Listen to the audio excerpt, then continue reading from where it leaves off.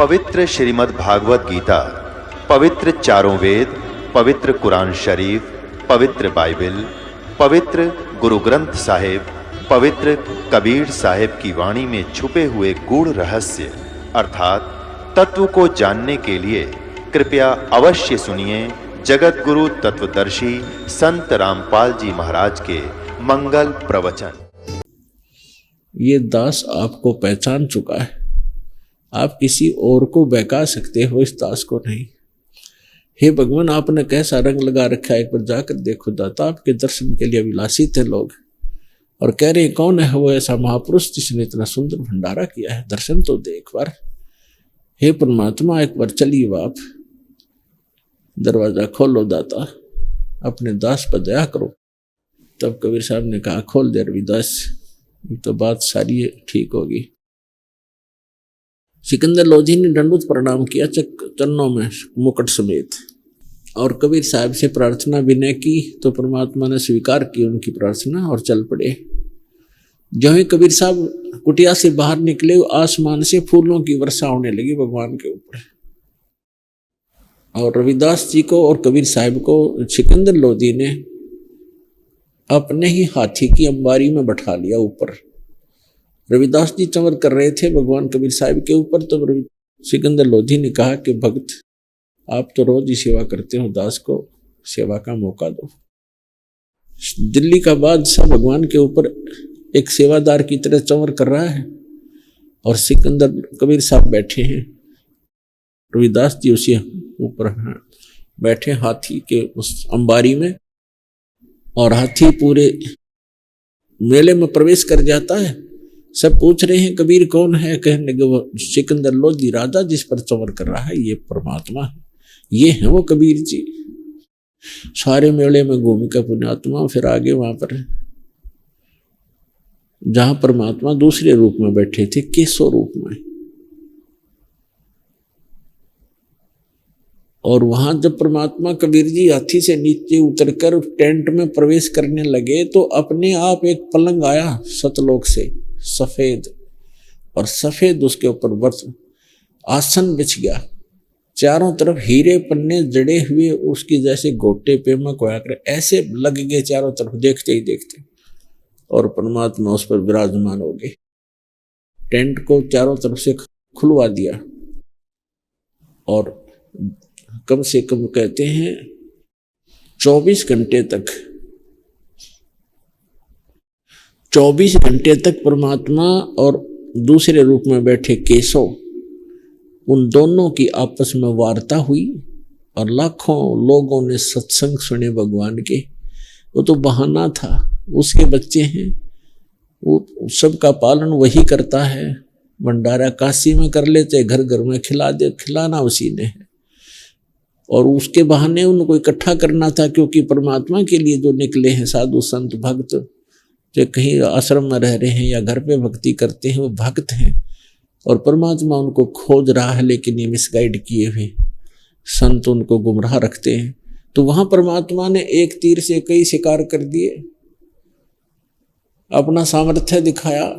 भगत ऐसा हो, भगत के साथ भगवान इतनी साथ देता है। और वहां सत्संग सुना, लाखों लोगों ने दीक्षा ली उस कबीर भगवान से और उनका भविष्य उज्जवल किया। अब जब सारा कुछ काम हो लिया, सब भोजन कर करा लिया, शेष बचे सामान को टेंट को लाद कर बैलों पर सब बंजारे जो सतलोक से आए थे वो चल पड़े। जब दरिया गंगा को पार करने लगे तो गंगा का पानी घुटनों हो गया, नहीं तो भरी चल थी।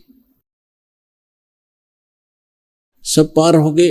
सिकंदर लोधी खड़ा है, शेख तकी खड़ा है, केशव और परमात्मा कबीर जी वहीं खड़े हैं और भी सैकड़ों अंगरक्षक राजा के विद्यमान थे।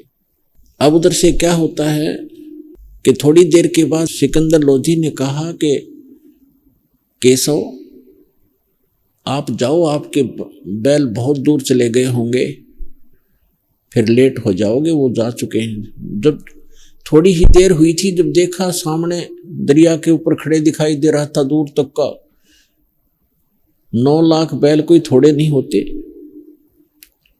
लेकिन थोड़ी देर के बाद देखा तो वहां कोई भी नहीं था, ना बैल थे न बंजारे थे। तब परमात्मा से पूछा कि कबीर जी ये कहाँ गए सब बंजारे और बैल, कहाँ गए वो सब बच्चे? परमात्मा ने कहा हर में हर के दास हैं, दासन के हरि पास। परमात्मा के बच्चे से सतलोक से आए थे, सतलोक चले गए। इतने में क्या देखा कि जो कबीर साहब केसो जो खड़ा था वहां से चलकर कबीर साहब में समा गया, अकेले कबीर साहब खड़े रह गए। बोलो सतगुरुदेव।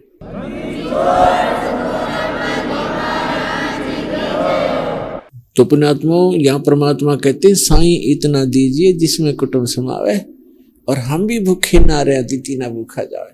तो परमात्मा कहते हैं कि ऐसे आप मेरे पर विश्वास करो, मैं बता रहा हूं वैसे भक्ति करो, और कभी कोई ऐसी आपत्ति आपके ऊपर किसी प्रकार की भी आएगी तो ऐसे मदद करूंगा जैसे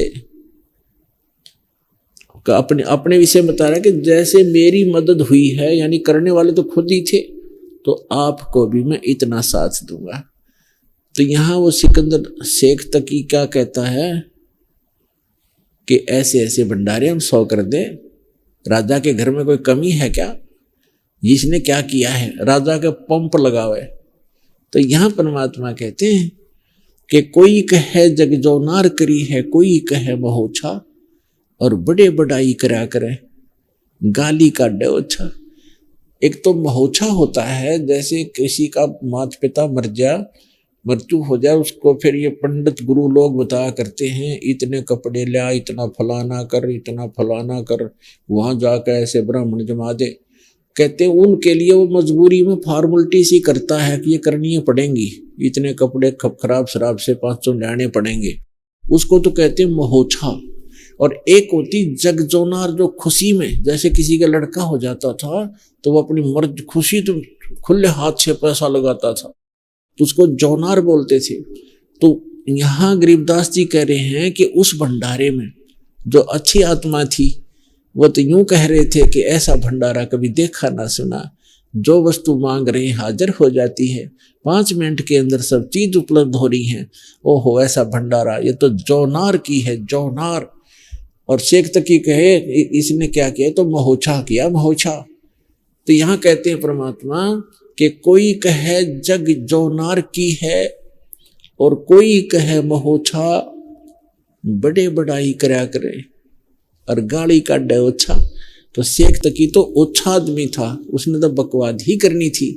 और बड़े बड़े होते हैं, विशाल हृदय वाले जो व्यक्ति होते वही बड़ाई कर सकते हैं दूसरे की बड़ाई करना अच्छे व्यक्ति के बस की बात नहीं। तो पुण्यात्माओं आपका सौभाग्य है, ऐसे भगवान में आपका संयोग हो गया है। विश्वास रखना, इसकी एक एक बात को आधार बनाकर रखना, और जब भी कोई दिक्कत आओगी दाता खड़ा पाओगा आपको, और कोई आपत्ति आप आने नहीं देगा, सदा साथ रहेगा। भक्ति करो, मोक्ष कराओ। बोलो सतगुरुदेव की जय हो।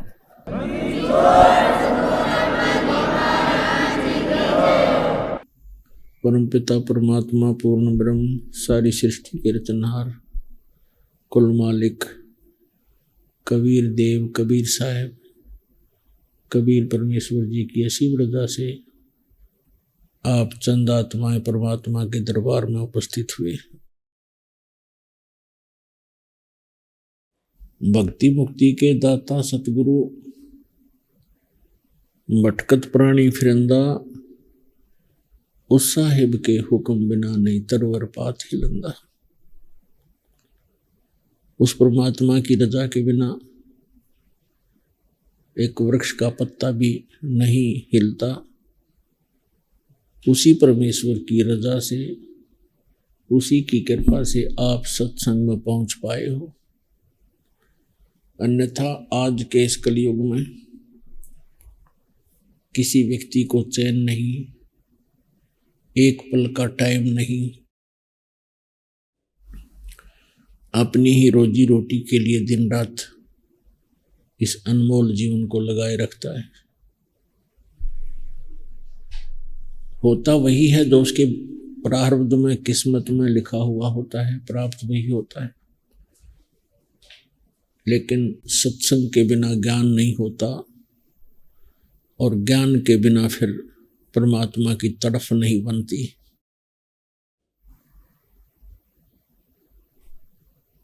सत्संग के अंदर बहुत ही पुण्यकर्मी प्राणी उपस्थित होते हैं। आप उन पुण्य प्राणियों में से हैं,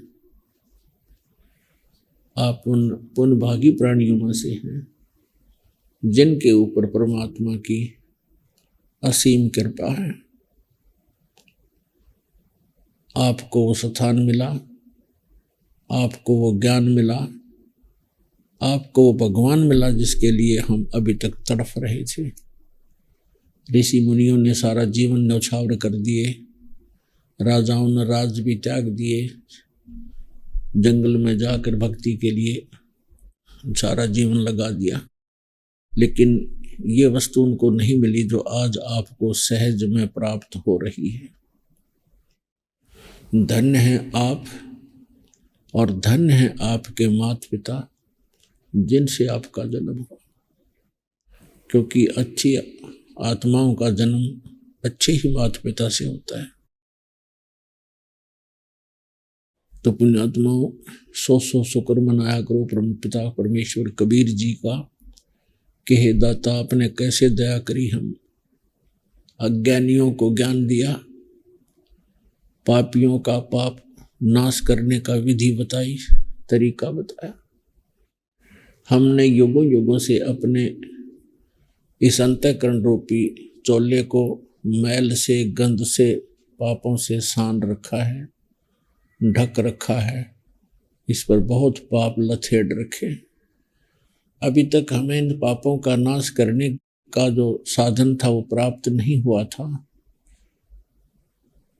अब वो सतनाम और सारनाम आपको प्राप्त हुआ है, प्राप्त होगा, हो रहा है, जिससे आपके युगों युगों के पाप भी नाश होंगे, आप निर्मल होगे और भक्ति धनी होकर के आप उस स्थान पर पहुंच जाओगे जहां से आप बिछुड़े हुए हो। आप उस सुख को जो सतलोक के अंदर आपको प्राप्त था, सहज में प्राप्त था, कोई किसी चीज की वस्तु का अभाव नहीं था, किसी वस्तु की वहाँ कमी नहीं थी, सभी पदार्थ आपके सामने भरपूर रहते थे। और इस मन की एक ऐसी आदत है, जब ये सुखी हो जाता है, ये बकवादें करता है और उस सुख स्थान को त्यागने की पूरी चेष्टा करता है। उसी के परिणाम स्वरूप हम उस भरे सुखों से भरे उस लोक को त्याग कर या दुखों से भरे लोक में आ गए।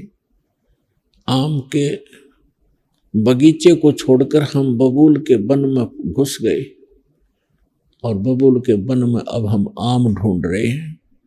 इस गंदे लोक में हम सुख खोज रहे हैं। कोई राजा बनकर सुखी होना चाहता है, निर्धन चाहता है धनी हो जाऊं, धनी होकर मैं सुखी हो जाऊंगा। धनी सपने में भी सुखी नहीं होता। और आम व्यक्ति सोचता है मैं मंत्री बन जाऊं, प्रधानमंत्री बन जाऊं, सुखी हो जाऊंगा। सपने में भी सुख नहीं है मंत्री, मुख्यमंत्री और प्रधानमंत्री को। इस भूल के अंदर ही हम अपना जीवन नष्ट कर जाते हैं। और कबीर साहब कहते हैं, झूठे सुख को सुख कहे, मान रहा मनमोद, ये सकल चबी ना काल का, कुछ मुख में कुछ बोध। इस झूठे सुख को सुख मान रहे हो आप। किसी को अधिक दुख है, उससे कुछ हमें कम दुख है, उसको हम सुख मान बैठे हैं।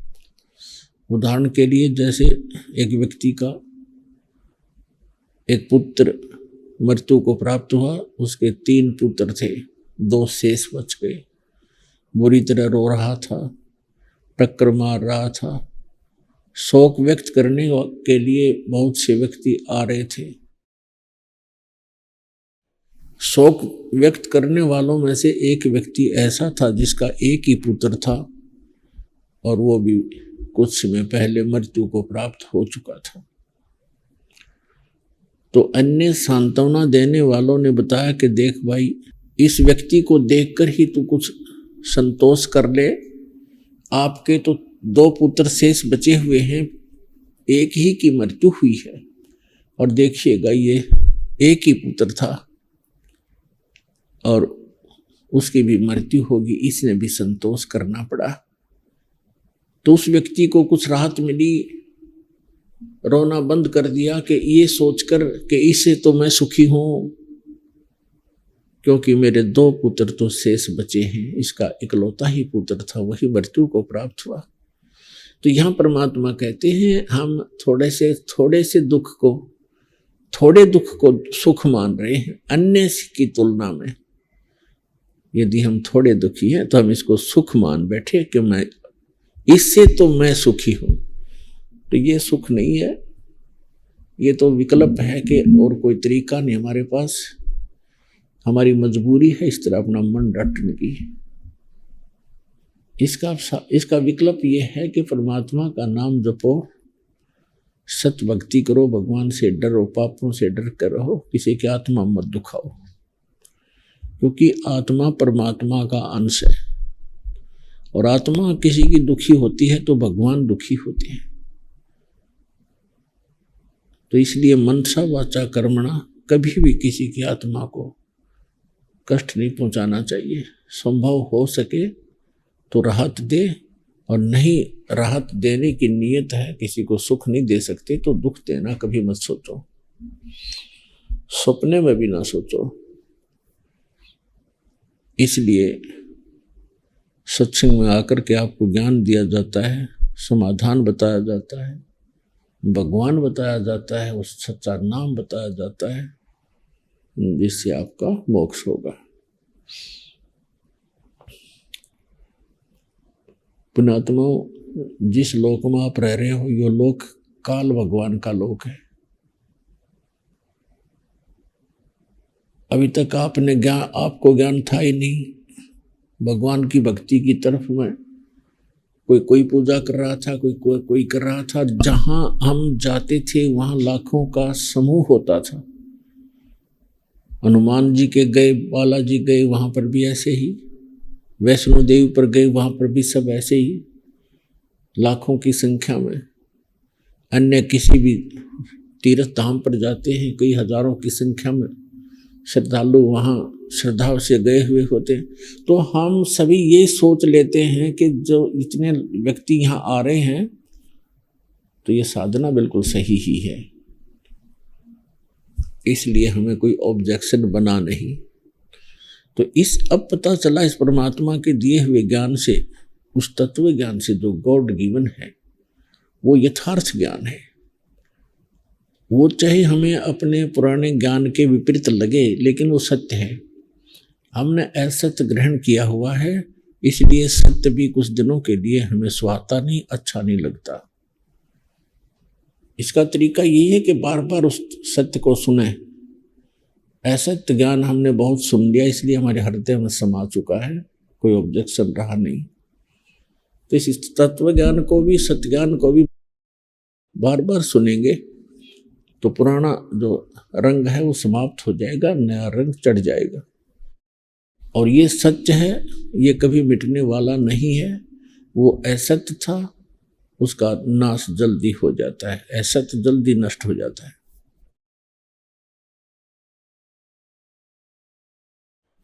हम जिस लोक में रह रहे हैं, ये लोक बहुत खराब है,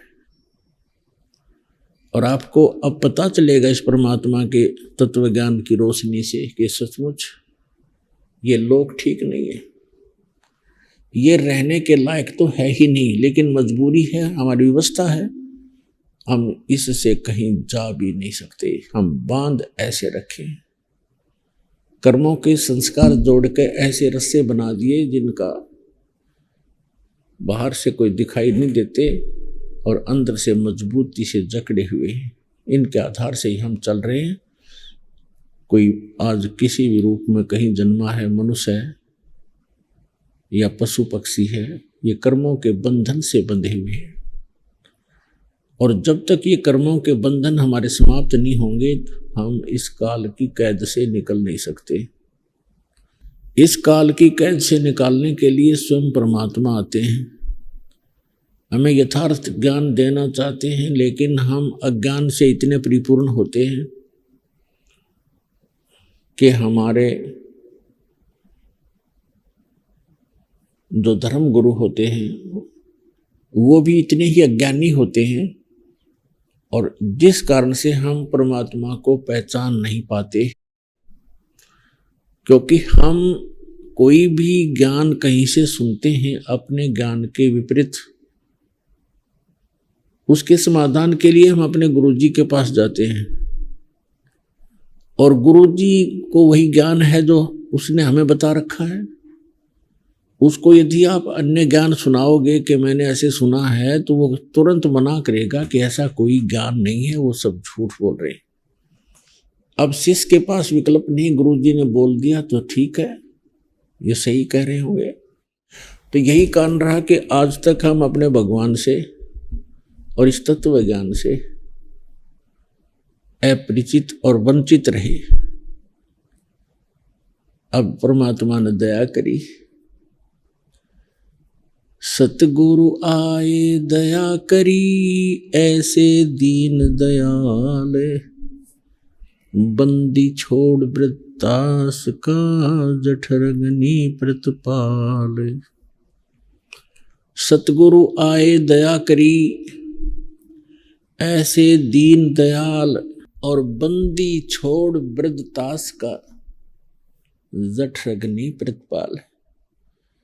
परमात्मा स्वयं एक सतगुरु का रूप बनाकर, तत्वदर्शी संत का रूप बनाकर इस काल के लोक में आए।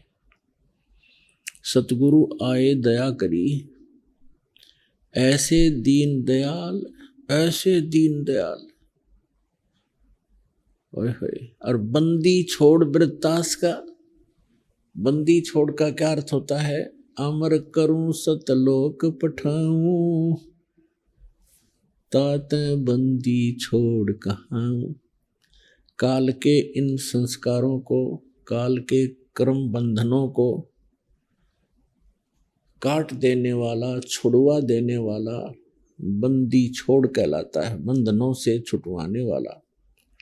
अमर करूं, ऐसे स्थान पर ले जाऊंगा, परमात्मा कहते हैं ईसत भक्ति करवा के, जहां जाने के बाद साधक फिर लौट कर कभी संसार में नहीं आते। अमर करूं सतलोक पठाऊं। सतलोक वो स्थान है जिसके विषय में श्रीमद् भगवत गीता अध्याय नंबर 18 के श्लोक नंबर 62-66 और अध्याय 15 के श्लोक नंबर 4 में वर्णन किया है। उसमें कहा कि गीता ज्ञानदाता ये ब्रह्म है, काल है, 21 ब्रह्मांड का ही स्वामी है। सरपुरुष भी इसी को कहते हैं।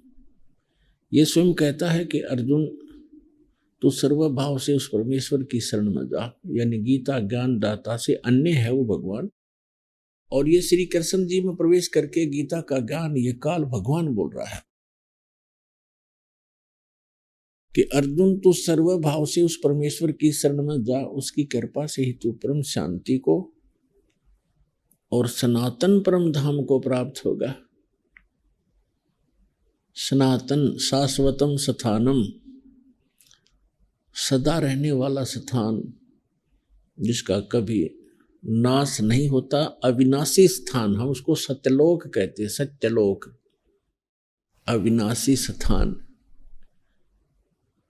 गीता अध्याय नंबर 15 के श्लोक नंबर 4 में कहा कि तत्वदर्शी संत की प्राप्ति के उपरांत तत्व ज्ञान रूपी शस्त्र के द्वारा इस ज्ञान रूपी अंधकार में की गुत्थी को काटकर उसके पश्चात परमेश्वर के उस परम पद की खोज करनी चाहिए, जहां जाने के बाद साधक फिर लौटकर कभी संसार में नहीं आते। और गीता ज्ञानदाता अपनी सतिथि बताते हुए कहता है गीता अध्याय नंबर 2 के श्लोक नंबर 12 में, गीता अध्याय नंबर 4 के श्लोक नंबर 5 और 9 में, गीता अध्याय नंबर 10 के श्लोक नंबर 2 में स्पष्ट करता है कि अर्जुन तेरे और मेरे बहुत जन्म हो चुके हैं, उन सबको तू नहीं जानता, मैं जानता हूं। मेरे जन्म और कर्म अलौकिक है। मेरी उत्पत्ति को अध्याय नंबर 10 के श्लोक नंबर 2 में कहा कि मेरे जन्म को मेरी उत्पत्ति को ये ऋषिजन और देवता ब्रह्मा विष्णु महेश ये नहीं जानते, क्योंकि ये सब मेरे से उत्पन्न हुए हैं। तो जैसे पिता की उत्पत्ति को संतान नहीं बता सकती, दादाजी बता सकते, ठीक इसी प्रकार सर्व ब्रह्मांडों का रचनहार और इन सभी जीवों की उत्पत्ति करने वाला परमात्मा ये पूर्ण ब्रह्म है, सत्य पुरुष है, कबीर साहिब है। श्रीमद् भगवद गीता अध्याय नंबर 15 के श्लोक नंबर 16 और 17 में 3 पुरुष बताए हैं। एक सरपुरुष ये काल है, ब्रह्म है, जो गीता का ज्ञान श्री कृष्ण में प्रवेश करके बोल रहा है। ये 21 ब्रह्मांड का प्रभु है, 21 ब्रह्मांड का स्वामी है। और श्री ब्रह्मा, श्री विष्णु, श्री शिव जी ये इसके पुत्र हैं। दुर्गा इनकी माता है, ब्रह्मा विष्णु महेश जी की, और इस काल भगवान की ये पत्नी है।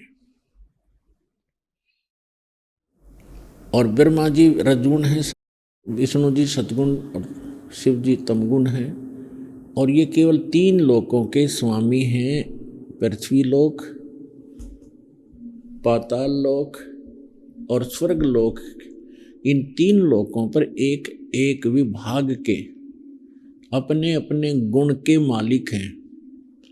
रजोगुण विभाग के ब्रह्मा जी, सतोगुण विभाग के विष्णु जी, तमोगुण विभाग के शंकर जी। बस 3 लोक में, एक ब्रह्मांड में ऐसे 21 ब्रह्मांड तो इनके पिता के हैं, जितना ये मालिक स्वामी हैं। इसको सरपुरुष भी कहते हैं। गीता अध्याय नंबर 15 के श्लोक नंबर 16 और 17, गीता अध्याय नंबर 7 के 29, 8 के मंत्र 1 और 3 में और 5 से 10 में ये विवरण स्पष्ट किया हुआ है। अभी बताते हैं।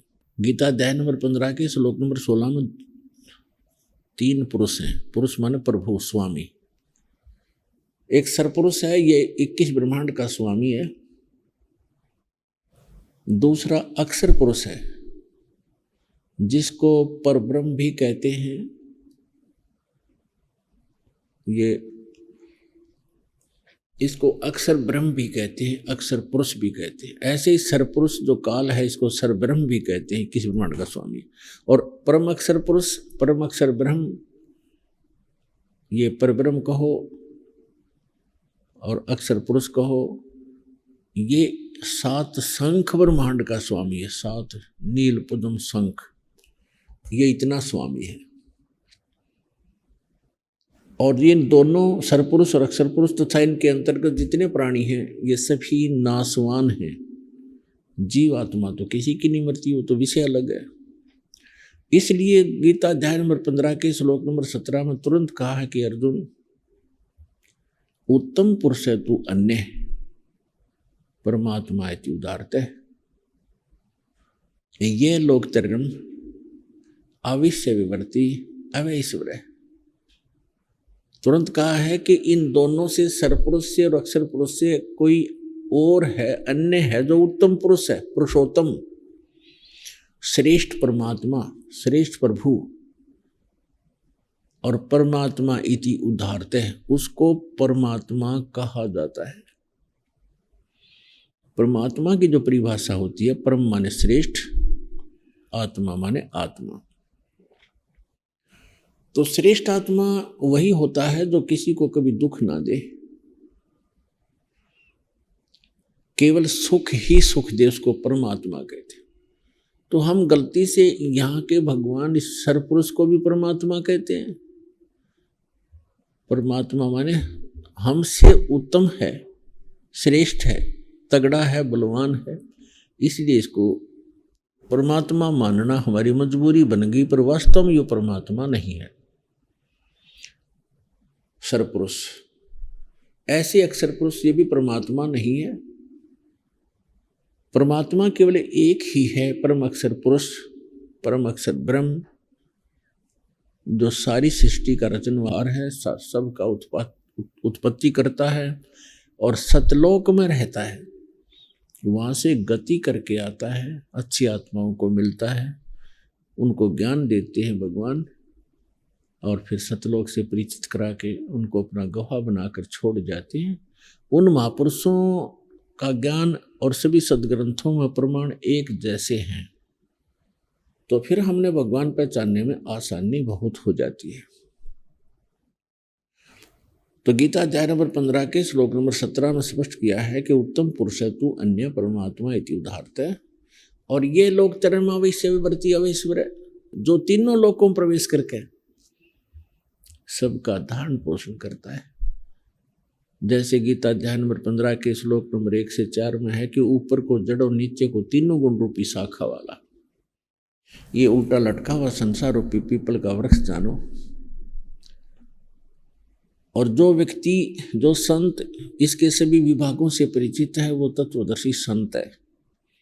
तो परमेश्वर स्वयं सतगुरु बनकर आए थे। उन्होंने यथार्थ ज्ञान दिया था कि अक्षर पुरुष एक पेड़ है, सरपुरुष वाकी डार, और तीनों देवा शाखा है ये पात रूप संसार। तो यहाँ जो 15वें अध्याय के 17वें श्लोक में गीता जी में कहा है 3 पुरुष हैं, उत्तम पुरुष तु अन्य 17वें में, वो कौन है? इसका प्रमाण हम यहाँ से लेंगे गीता अध्याय नंबर 7 के श्लोक नंबर 29 में। गीता ज्ञानदाता कहता है कि मैं जो ज्ञान दे रहा हूँ अर्जुन, जो इसको आश्रय बना लेता है, इस ज्ञान को आधार बना लेता है। चौथे अध्याय के 32 और 34 श्लोक में कहा है कि तत्वदर्शी संत की भूमिका करने के लिए स्वयं परमेश्वर आते हैं। वो अपने मुख कमल से यथार्थ ज्ञान, धार्मिक यज्ञों की जानकारी, अनुष्ठानों की जानकारी आप ही विस्तार से बताते हैं। वो परमात्मा के मुख कमल से उतरित वाणी में, परमात्मा के मुख से उतरित वाणी में, सच्चिदानंद घन ब्रह्म की वाणी में विस्तार के साथ कहे गए। वो तत्व ज्ञान है जो भगवान ने खुद बोला है। उस तत्व ज्ञान को तू तत्वदर्शी संतों के पास जाकर समझ। चौथे अध्याय के 34वें श्लोक। उनको दंडोत प्रणाम करने से, कपट छोड़कर नम्रता पूर्वक प्रश्न करने से वो तत्वदर्शी संत तुझे उस परमात्म तत्व का ज्ञान कराएंगे। तो उसमें बताया है कि तत्वदर्शी संत की खोज कर, और वो तत्वदर्शी संत तुझे तत्व ज्ञान का उपदेश करेंगे। तो गीता ज्ञान दाता से अन्य तो वो भगवान है जिसने वाणी बोली है, और वो ज्ञान अलग है, गीता से अलग ज्ञान है जो वो तत्वदर्शी संत बताओगा। तो ये दास है वो तत्वदर्शी संत। उस परमात्मा ने रजा बख्शी अपने दास पर, आपके लिए इस दास को अनमोल ज्ञान दिया है जो आज तक हमारे ऋषि महर्षि गुरु मंडलेश्वरों को पता नहीं लगा। वो अपना भी जीवन व्यर्थ कर गए और श्रद्धालुओं को भी गुमराह कर गए। अब यहाँ गीता अध्याय नंबर 7 के श्लोक नंबर 29 में कहा कि अर्जुन, जो मेरे इस ज्ञान को आधार बना लेगा, आश्रय कर लेगा और तत्वदर्शी संत की खोज कर लेता है, जरा मरण मोक्षाय यतन्ति ते, जरा मरण मोक्षाय माम आश्रित यतन्ति ये ते ब्रह्म तत्विदु कर्षणम अध्यात्म कर्म च अखिलम। जो मेरे इस ज्ञान को आश्रय बना लेते हैं, तत्वदर्शी संत की वो खोज कर लेते हैं, वो व्यक्ति फिर जरा और मरण से, जरा माने वृद्ध अवस्था, मरण माने मृत्यु के इस कष्ट से छूटने के अर्थ ही प्रयत्न करते हैं। कौन करते हैं ऐसा प्रयत्न? जरा और मरण से छूटने का प्रयत्न कौन करते हैं? जो यहाँ के संसार की कोई वस्तु की डिमांड नहीं करते, इच्छा नहीं रखते। वो कौन है? वो हैं जो तत्ब्रह्म से परिचित हो चुके हैं और सारे अध्यात्म ज्ञान से परिचित हैं और सभी कर्मों से जो परिचित हैं, वही व्यक्ति जरा और मरण से छूटने के लिए, छुटकारा पाने के लिए प्रयत्न कर रहे होते हैं, प्रयत्नशील होते हैं। अब 8वें अध्याय के प्रथम मंत्र में अर्जुन ने पूछा किम तत्ब्रह्म और किम अध्यात्म किम कर्म पुरुषोत्तम अधिभूत किम उच्यते। अब यहां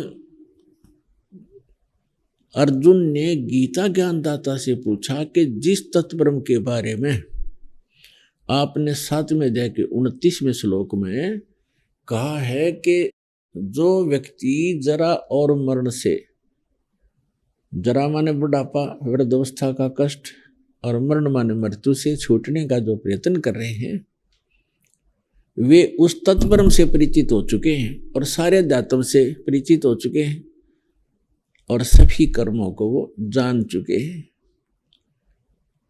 तो वही लोग जरा और मरण से छूटने के लिए ही भरसक प्रयत्न करते हैं। अर्जुन ने प्रथम मंत्र में पूछा 8वें अध्याय के कि किम तत्ब्रह्म, वो तत्ब्रह्म क्या है, फिर अध्यात्म क्या है और कर्म क्या है। तो गीता ज्ञान दाता ने 8वें अध्याय के 3रे श्लोक में कहा कि वो परम अक्षर ब्रह्म है। जो गीता ज्ञान दाता से अन्य परमात्मा है वो परम अक्षर ब्रह्म है। 3रे नंबर का गीता अध्याय नंबर 15 के श्लोक नंबर 16 और 17 में 17 का इससे लिंक है। तुम पुरुष तू अन्य है, उसके विषय में गीता ज्ञान दाता यहाँ कह रहा 8वें अध्याय के 3रे श्लोक में कि वो परम अक्षर ब्रह्म है, यानी गीता ज्ञान दाता से अन्य है। और ये परम अक्षर ब्रह्म जो है ये सत्य पुरुष है, ये वास्तव में अविनाशी परमात्मा है और यही सबका धारण पोषण करने वाला संसार रूपी वृक्ष की मूल है, संसार की जड़ है, क्योंकि मूल से ही पूरे पेड़ को आहार प्राप्त होता है। इसी प्रकार ये मूल मालिक है, परम अक्षर ब्रह्म है, ये सत्य पुरुष है। इसका नाम कबीर देव है, कबीर साहब है, अल्लाहू अकबर है। अब यहां गीता अध्याय नंबर 8 के अंदर एक निर्णायक ज्ञान आ गया। गीता अध्याय नंबर 7 के श्लोक 12 से लेकर 18 तक तो गीता ज्ञान दाता ने पहले तो ब्रह्मा विष्णु महेश तीनों गुणों की जो पूजा करते हैं वह व्यर्थ बताई। फिर बताया कि मेरे विषय में केवल 4 प्रकार के ही मेरी साधना करते हैं, जैसे अर्थार्थी, आर्थ, जिज्ञासु और ज्ञानी। उन 4 में से भी 3 को रिजेक्ट किया गीता ज्ञानदाता ने और ज्ञानी को उत्तम माना है। ज्ञानी वो व्यक्ति है जिसको ये ज्ञान हुआ कि मानव शरीर केवल मोक्ष प्राप्ति के लिए ही प्राप्त होता है।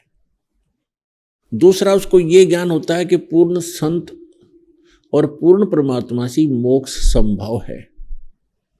आन उपासना से, अन्य पूजाएं करने से, अन्य देव की पूजा करने से मोक्ष संभव नहीं है। वो इतने परिचित हो चुका होते हैं कि अन्य देवताओं की पूजा नहीं करते हो, तो उनको तत्वदर्शी संत ना मिलने से उन्होंने ब्रह्म को, इस गीता ज्ञान दाता को, वेद ज्ञान दाता को, जिसका ओम नाम है, इसको पूर्ण परमात्मा मान के इस पे डिवोटेड हो गए, समर्पित हो गए।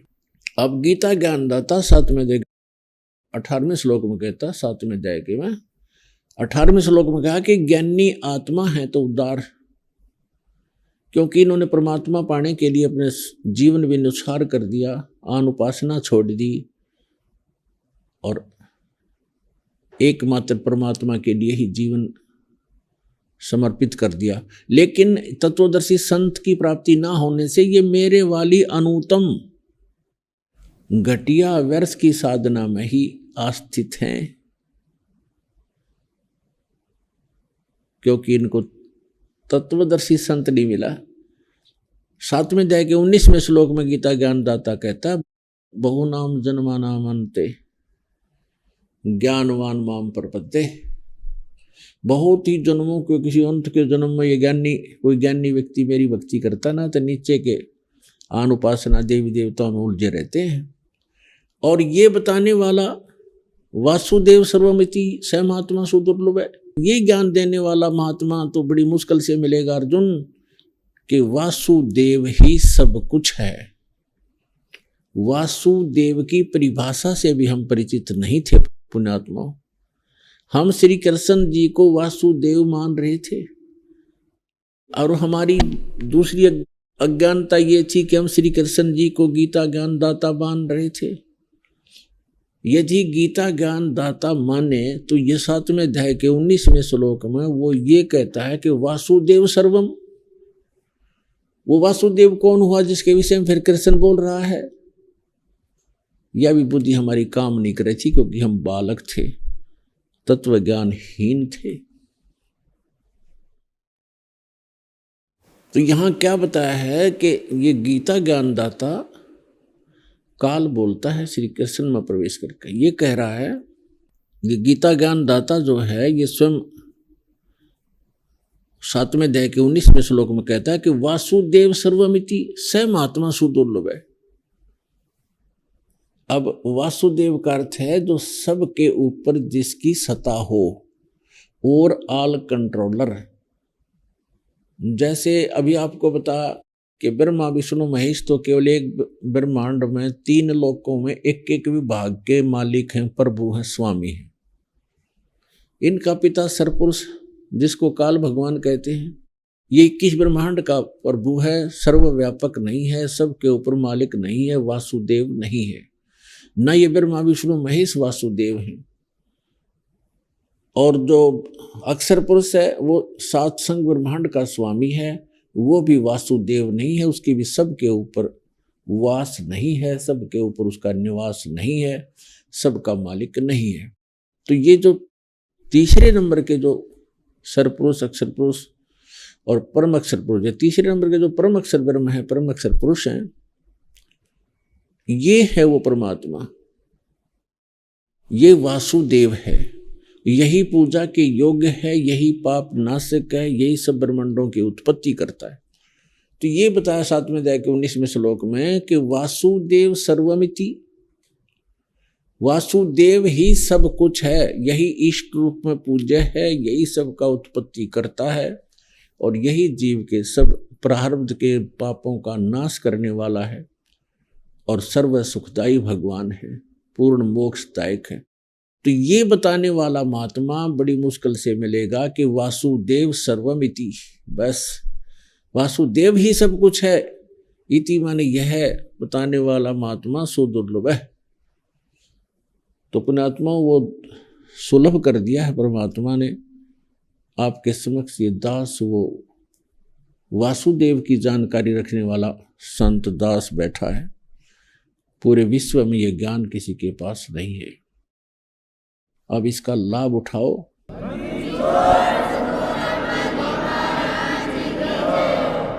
अब हम पुनः आते हैं गीता अध्याय नंबर 7 के अंदर। गीता ज्ञान दाता ने ब्रह्मा विष्णु महेश और अपनी स्थिति बता दी, और ये भी स्पष्ट कर दिया कि मेरी जो साधना करते हैं वो भी अनुत्तम है, श्रेष्ठ है। अब 7वें अध्याय के 29वें श्लोक में स्पष्ट कर दिया है कि जो जरा और मन से छूटने के लिए प्रयत्न जो कर रहे हैं, मेरा ज्ञान का आश्रय बना लेते हैं, तत्वदर्शी संत को की खोज जिन्होंने कर ली है, उनको ज्ञान प्राप्त हो चुका है, तो वो केवल जरा मन से जो छूटने का प्रयत्न कर रहे हैं वो तत्ब्रह्म से परिचित हो चुके हैं, सारे अध्यात्म ज्ञान से परिचित है, और सब कर्मों से वो परिचित है। अब 8वें अध्याय के एक मंत्र में प्रश्न किया अर्जुन ने कि किम तत्ब्रह्म, उसका उत्तर दिया गीता ज्ञानदाता ने 8वें अध्याय के 3रे श्लोक में कि वो परम अक्षर ब्रह्म है। अपनात्मा गीता ज्ञानदाता स्पष्ट कर चुका है कि तेरे और मेरे बहुत जन्म हो चुके अर्जुन, और मेरी जन्म और उत्पत्ति को कोई नहीं जानता, क्योंकि ये सभी यहाँ के 21 ब्रह्मांड के व्यक्ति जीव जितने मेरे से उत्पन्न हुए हैं, ब्रह्मा विष्णु महेश देवता और ऋषि। 10वें अध्याय के 2रे श्लोक में स्पष्ट कर दिया। अब यहाँ ये स्पष्ट आ गया, निर्णायक मोड़ पर आ गया है ज्ञान के गीता ज्ञानदाता 8वें अध्याय के 5 और 7 मंत्र में कहता है कि अर्जुन तू युद्ध भी कर और मेरा सिमरन भी कर, और मुझ में समर्पित होकर मेरी भक्ति करेगा तो मुझे प्राप्त होगा।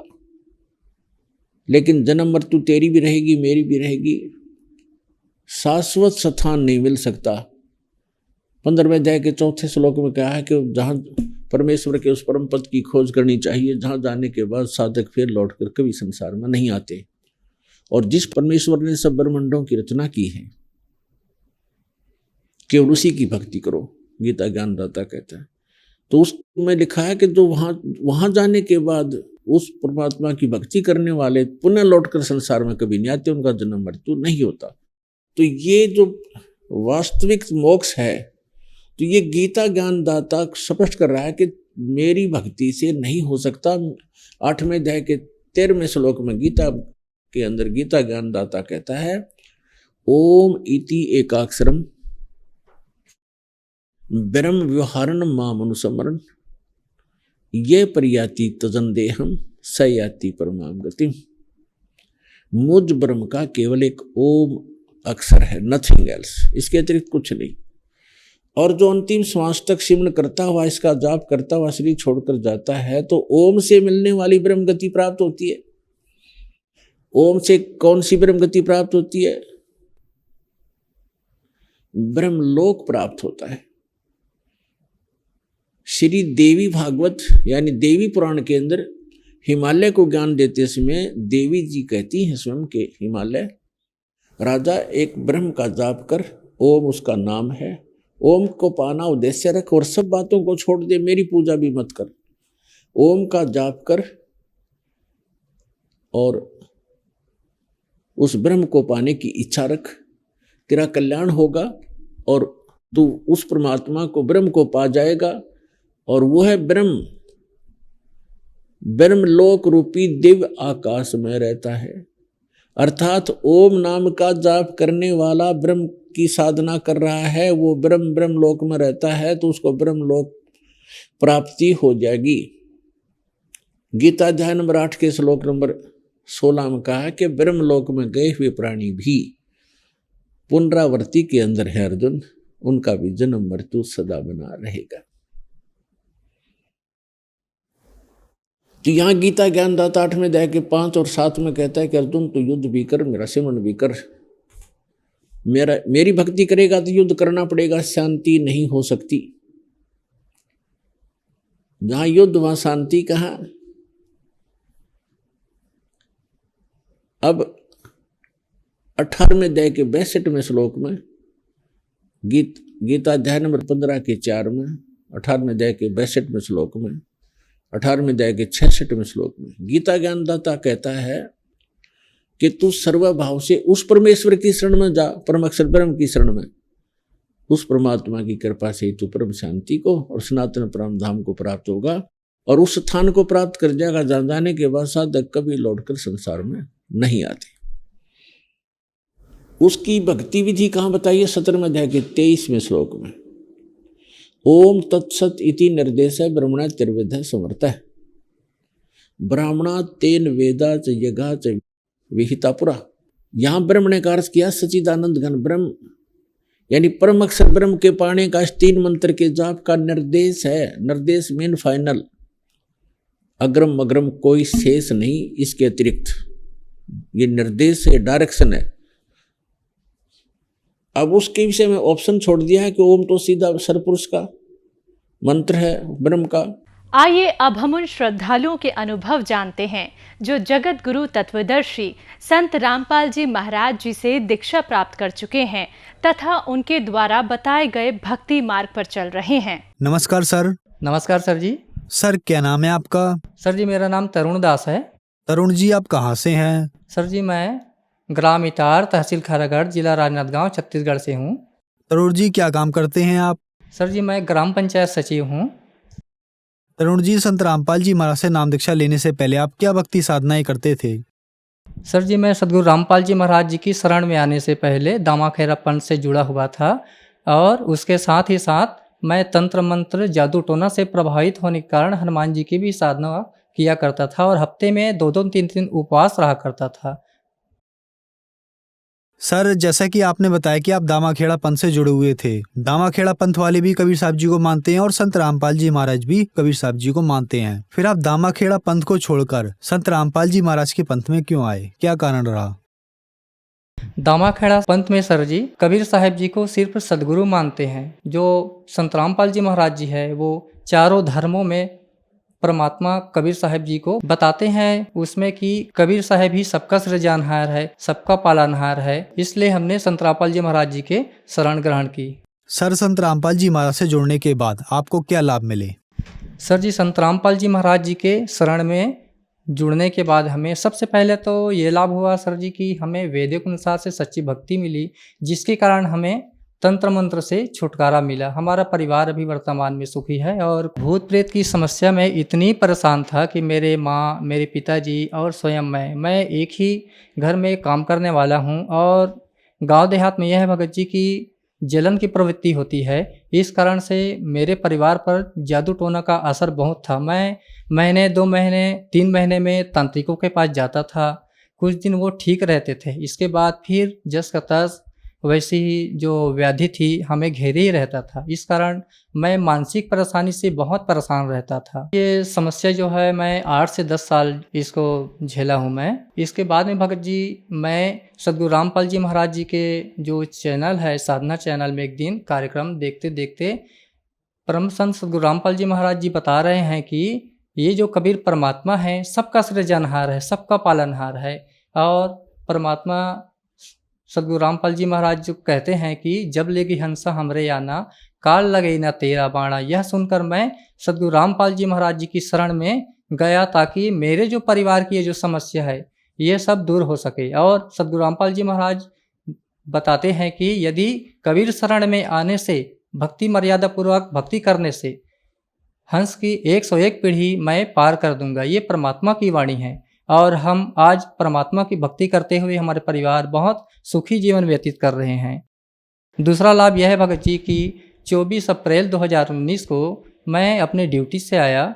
ड्यूटी के दौरान आने के बाद मुझे यूरिन में प्रॉब्लम रहता था, इस कारण मुझे भगत जी यूरिन की इन्फेक्शन जो है 7 बजे शाम को लगभग बढ़ी और इतनी बढ़ा कि मुझे कंपकपी बुखार आया। बुखार आने के बाद आधे घंटे तक बेहोश हो गया मैं। इसके बाद मैं अंतर्मन से बोलता था कि हे परमात्मा, मैं आपकी शरण में आने के बाद में सारी व्याधियों को छोड़ चुका हूँ। मैं ड्यूटी के दौरान ना किसी से रिश्वत लेता हूँ, ना मैं प्रशासन की जो है पैसे की चोरी करता हूँ और बहुत सारी जो व्याधियाँ हैं उसको छोड़ चुका हूँ। हे परमात्मा, आप तो दीन दयाल हो, मेरी रक्षा करो।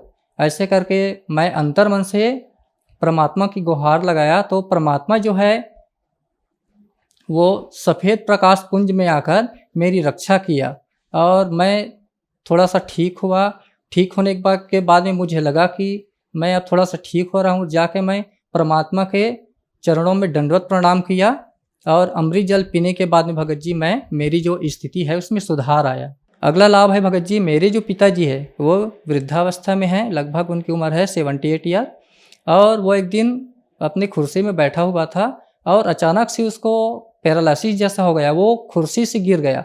तो मेरी जो भगतमती है उसे परमात्मा की शरण में ले जाकर दंडवत कराया, उसके बाद अमृत जल पिलाया। अमृत जल पिलाने ही मात्र से वो तुरंत उसको राहत मिला। फिर उसको हम जो प्राथमिक उपचार थे वो किए, लेकिन आज वो बीपी की दवाई से मुक्त है, बिना दवाई खाए अच्छे हैं वो संत रामपाल जी महाराज जी की दया से।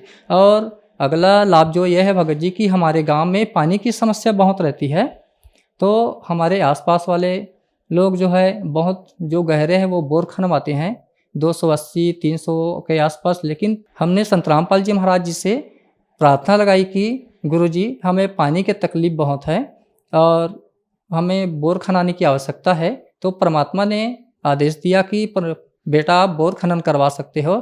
तो भगत जी मेरी जो घर में जो पानी है वो 60 फीट से शुरू हो गया भगत जी, और परमात्मा की दया से बहुत अच्छा पानी मिला है हमको। और अगला लाभ यह है भगत जी कि मैं जो जॉब में हूँ वहाँ रिश्वतखोरी, चोरी ये बहुत ज़्यादा मतलब भरा हुआ है भगत जी।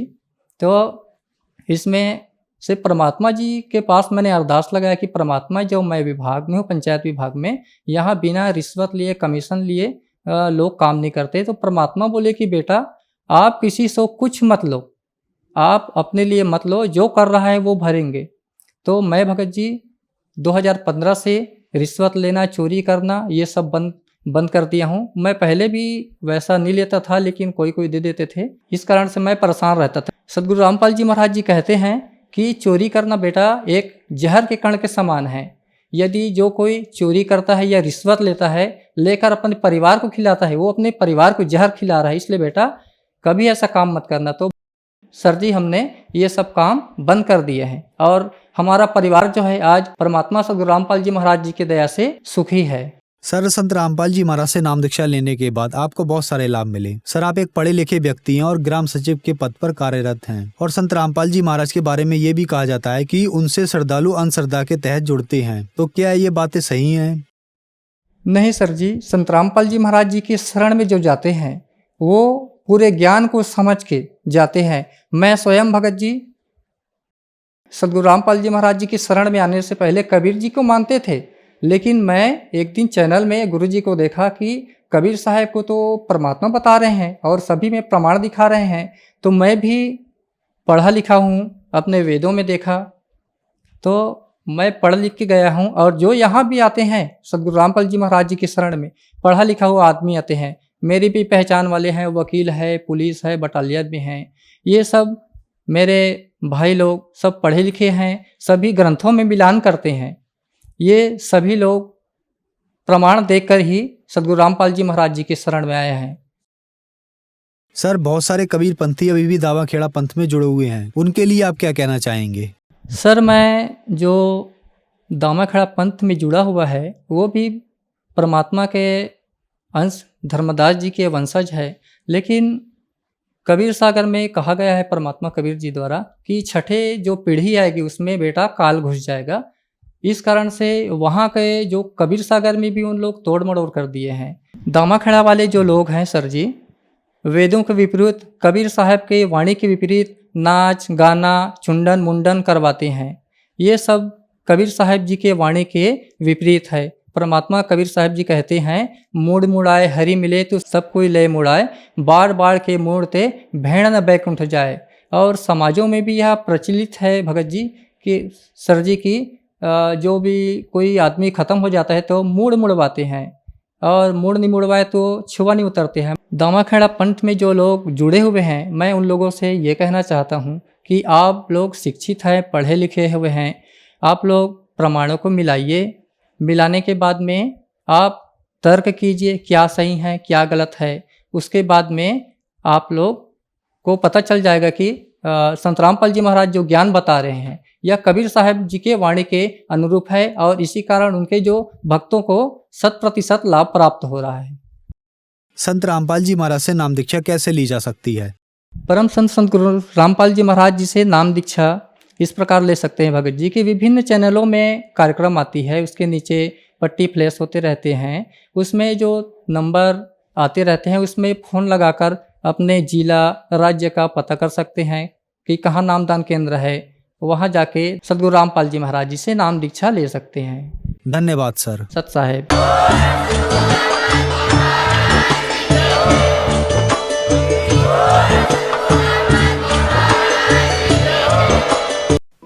आप सुन रहे थे जगत गुरु तत्वदर्शी संत रामपाल जी महाराज के मंगल प्रवचन। अधिक जानकारी के लिए संपर्क करें।